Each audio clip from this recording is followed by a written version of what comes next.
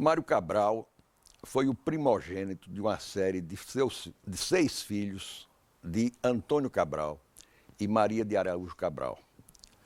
O pai dele, consequentemente meu avô, era um industrial e comerciante abastado, muito conceituado na sociedade sergipana.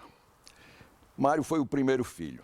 A ele se seguiram Maria Antônia, que veio a ser minha mãe, Muciano, Mabel, Margarida e Antônio Cabral Filho.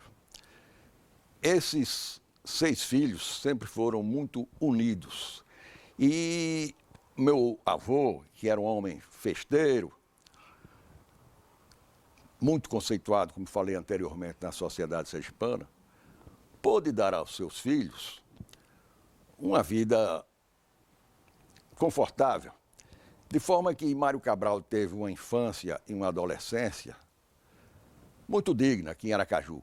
Apesar de que, num dos seus livros, ele diz que só Casimiro de Abreu é que entende que a infância é o paraíso. Para ele foi uma fase detestável. Por quê? Porque na ocasião, ele ainda criança, ele ainda não tinha despertado dentro do seu ego o pendor pela literatura. Então era obrigado por meu avô a estudar, coisa que ele não gostava. Ele gostava de esportes, gostava de futebol, gostava de muitas outras coisas, mas não propriamente de estudar. Com o passar do tempo é que a sua tendência literária foi se manifestando e ele se tornou, inegavelmente, um dos maiores escritores e poetas sergipanos. Na adolescência, já tendo se manifestado o seu pendor pela literatura, ele renunciou à carreira inicialmente imaginada, que seria de militar, para submeter-se a um concurso na Faculdade de Direito da Bahia para o curso de bacharelado. Ele se transferiu para Salvador e, nessa época, ainda acadêmico, foi nomeado pelo então interventor Heronides Ferreira de Carvalho para exercer o cargo de promotor público na comarca de Itabaianinha. Naquela época, era permitido que um acadêmico de direito exercesse as funções de promotor público. Posteriormente, veio a se bacharelar em Direito, como eu falei, na Faculdade de Direito da Bahia, e voltou para Aracaju. Aqui ele advogou, se iniciou nas lides jornalísticas, tendo fundado um jornal, Sergipe Jornal, com um amigo, Paulo Costa, notável jornalista intelectual sergipano. E durante certa época, esse jornal se destacou como o mais lido, o de maior circulação dentre a população sergipana. Porque ele surge no jornalismo, ele, sobretudo, ele se considerava um jornalista. Ele surge numa hora assim, ele menino ainda, com 20 e poucos anos, estudante de Direito, e ele vê um artigo num dos jornais do Rio, fazendo uma crítica deletéria à figura do Tobias Barreto. E ele ficou chateadíssimo com aquilo, porque ele achava, e essa crítica era feita por Agripino Grieco, que era um grande crítico literário do Rio Grande do Sul e tudo. Então, quando ele viu aquela crítica racista, diminuindo a figura do poeta, que era também do jurista, que era Tobias Barreto, ele então resolve responder de uma forma muito peremptória, de uma forma muito dura, crítica, irônica, isso que ninguém ousava no Brasil. Todo mundo tinha medo do Agripino Grieco, mas ele enfrentou e fez o artigo dele e rolou debaixo do braço e foi levar para o doutor Gonçalo Hollenberg Leite, que era o dono de um jornal importante daqui. E quando ele chega, ele imaginou o doutor Gonçalo, entre um cigarro e outro, que era bem característico dele, um homem assim profundamente culto, jurista.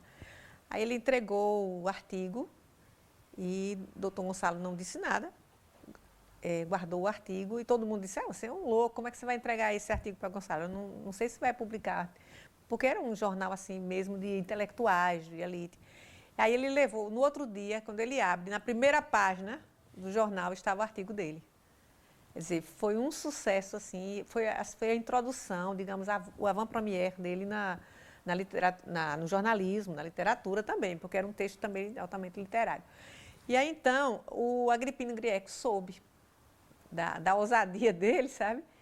E, em vez de responder, ele ficou encantado. Quando eu era criança, eu conto isso no livro, Cabral, Mário, Cartas Abertas. Quando eu conheci, quer dizer, Mário Cabral, a primeira vez que eu ouvi falar em Mário Cabral foi exatamente num livro preto que tinha lá em casa, que era uma carta aberta a Mário Cabral. Meu pai, reclamando, né, quer dizer, magoado com ele, mandou uma carta porque ele tinha falado no Roteiro de Aracaju, que é um dos grandes livros dele, ele tinha falado mal do meu avô, certo? Meu avô era um comerciante, construiu o Vaticano, uma série de prédios ali no mercado, e ele criticava, uma coisa megalomaníaca, entendeu? Uma coisa visionária, dizia que... Então meu pai se magoou, por suas razões, né? Meu pai era um filho muito querido do meu avô. E eu fui acostumado então, com 10 anos mais ou menos, a ter essa imagem ruim de Mário Cabral.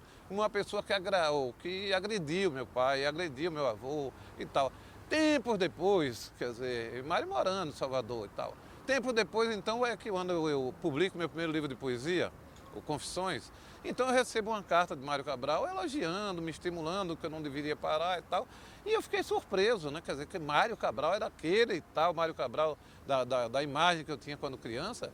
Então foi quando eu procurei Wagner, meu irmão, e Wagner então me esclareceu, né? Sorrindo, esclareceu. Não, aquilo foi uma briga passada, coisa antiga, aquilo tudo superou. Mário é uma pessoa de talento, é um cara de valor e tal. E eu mandei o livro para ele. Então eu aí respondi, agradecendo e tal. Então a gente começou a trocar correspondência semanal, entendeu? Eu encontrei Mário uma vez no velório do meu tio Zé Calazans, o historiador lá em Salvador, e me aproximei dele e ele disse, não, eu não fiz nada de favor, apenas eu reconheci o valor do seu livro e tal, e tal. E aí a gente ficou trocando correspondência, telefonemas, etc. E se tornou um grande amigo meu. Mário era como se fosse um segundo pai. Meu pai já tinha morrido, inclusive a gente era um amor paternal que eu tinha por ele. Eu considero Mário Cabral, em primeiro lugar, um pai de família extremado.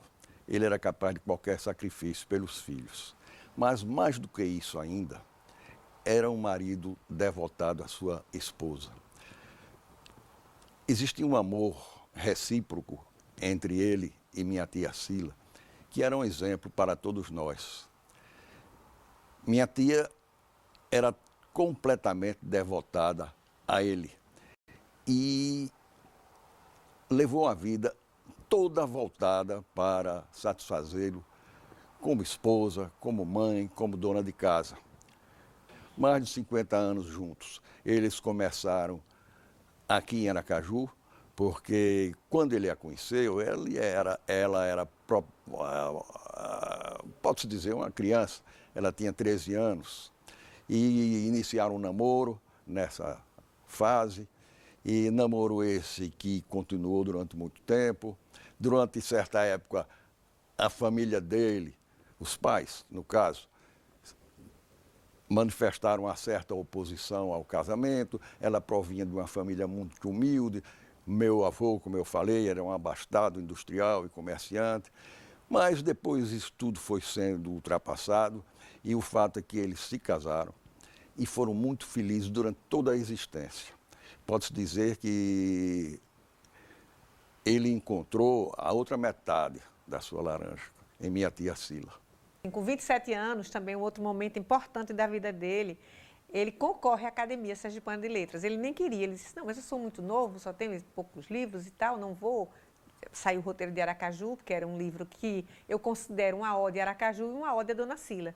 Porque todo o tempo é ela, ô amiga, venha ver isso, venha ver aquilo em Aracaju e tal. Eles namoravam muito lá no bairro industrial e saíam no bonde dos namorados. Quer dizer, é uma vida assim, toda, ele mistura o lirismo.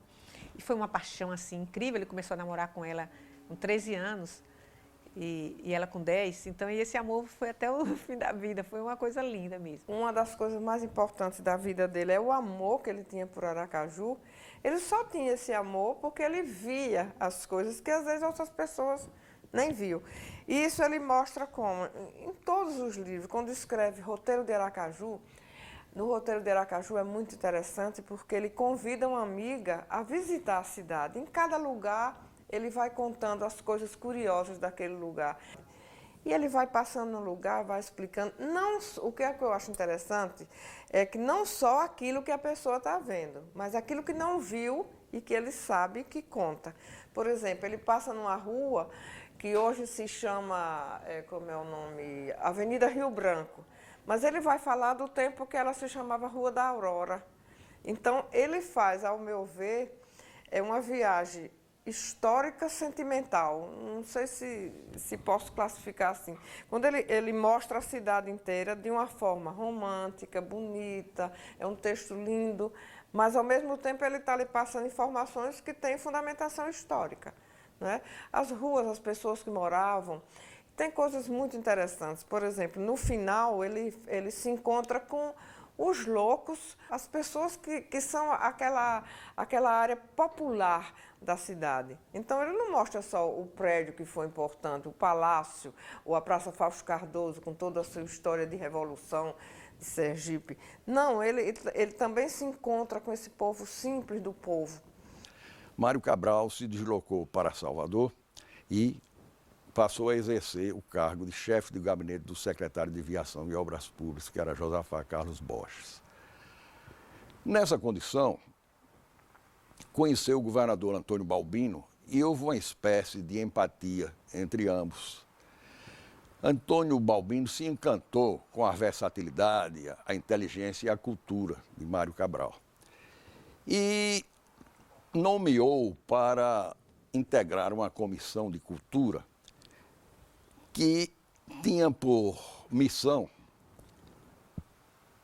elaborar as bases para a construção do Teatro Castro Alves, que era uma das metas prioritárias do governo Balbino.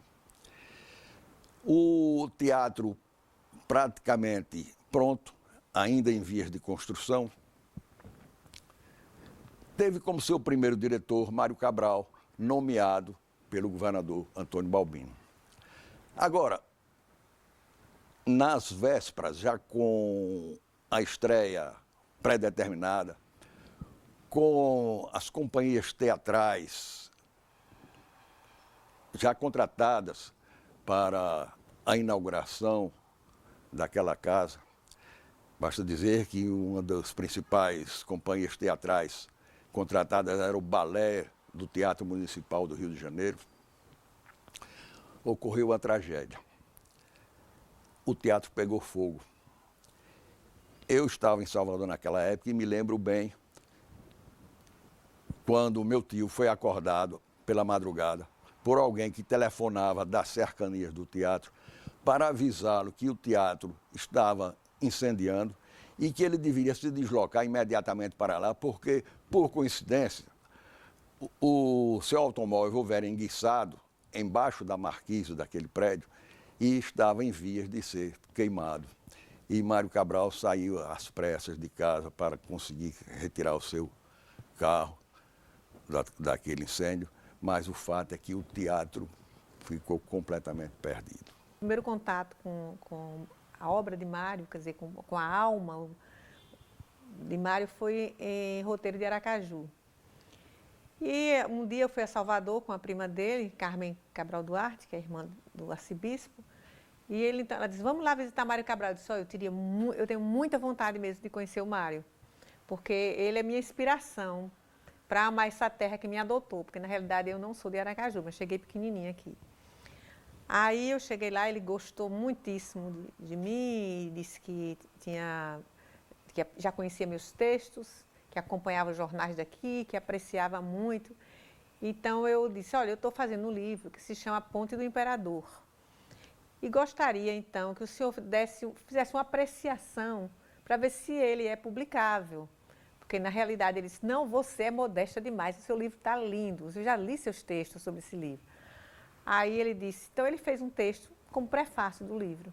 E daí para lá ele sempre telefonava para mim, me escrevia, a filha dele muito minha amiga, a esposa dele um encanto, quer dizer, era uma pessoa especial, Dona Cila. E eles me acolheram como se fosse uma filha. Então toda vez que eu ia a Salvador, eu ia lá fazer uma visita a eles e tal. Então assim, estreitamos os laços, mas por meio da literatura. E a literatura foi o caminho. Eles tiveram 3 filhos, Malba, que é poetisa, intelectual, mora em Salvador. Selma, que é poliglota, transferiu-se para a Itália, onde se casou, e hoje mora nos Estados Unidos, em Dallas, no Texas. E tem o mais novo, que é Mário Filho, herdou o nome do pai, embora não tenha herdado o talento literário que meu tio Mário, dos quais meu tio Mário foi um exponencial. Mário, além de ser um grande intelectual, era um homem de bem a toda prova, uma pessoa muitíssimo digna, humana, assim, ele tinha horror à opressão, ele mesmo dizia que a pátria do intelectual é a liberdade. Mário Cabral começou a publicar seus cadernos de crítica, que eram livros em que ele fazia crítica literária, crítica de cinema e crítica de teatro.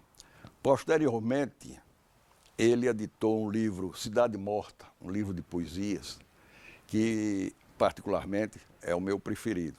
Ele era um excelente poeta. Depois ele publicou outros livros, dentre os quais eu destaco Caminho da Solidão, que foi a sua estreia no romance. Aliás, a estreia e o único romance que ele publicou.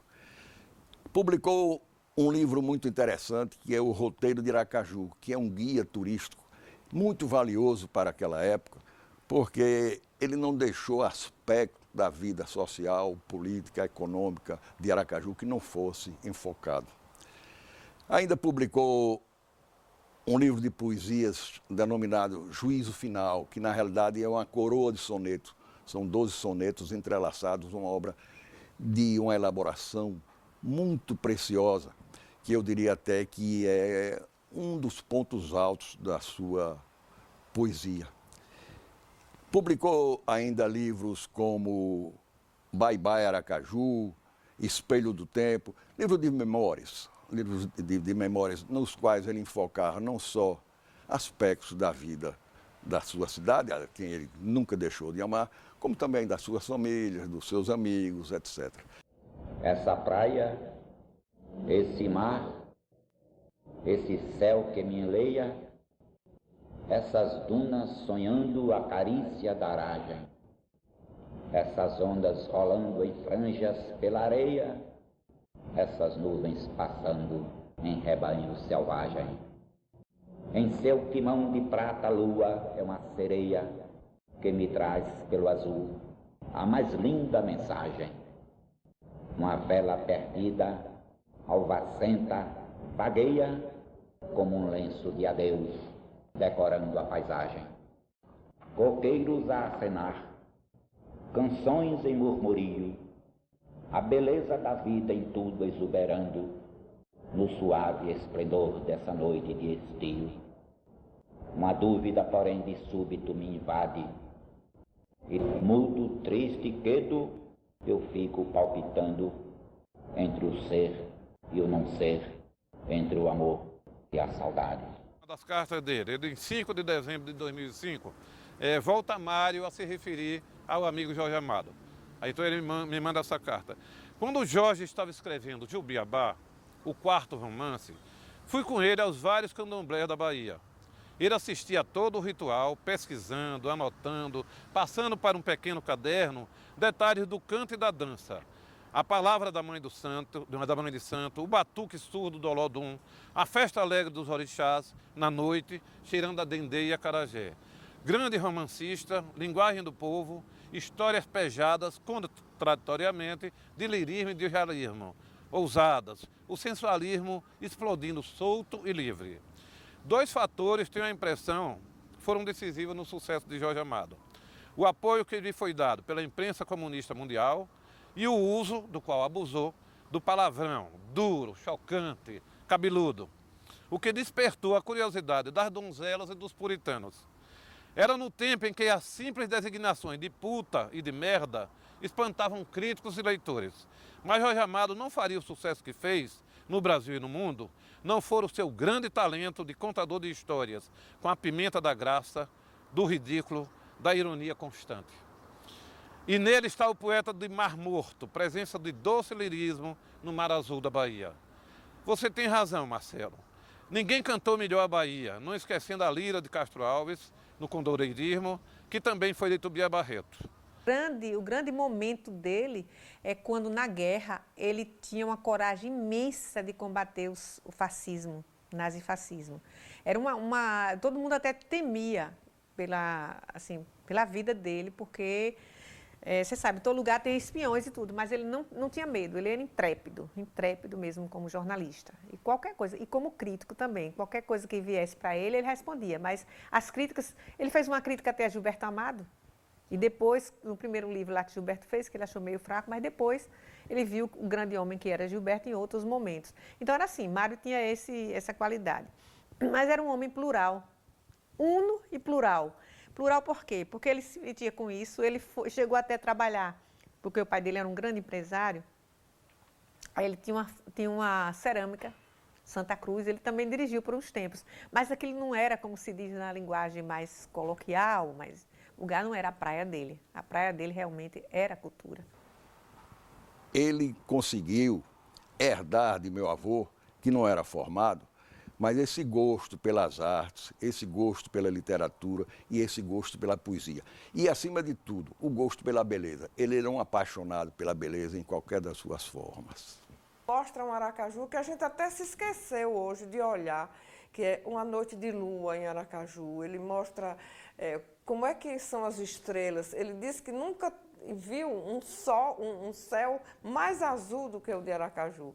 Então, ele faz com que a gente realmente comece a parar para ver essa cidade que ele viu. Por isso que eu acho interessante o oferecimento que ele faz, por exemplo, de Bye Bye Aracaju, que até esse livro que eu estou com ele aqui, Bye Bye Aracaju, aí ele diz, esse livro é dedicado às pessoas que olham as coisas e veem as coisas. Porque muitas vezes nós passamos, né? Nós não temos esse poder de desvelar o que a cidade pode lhe dar.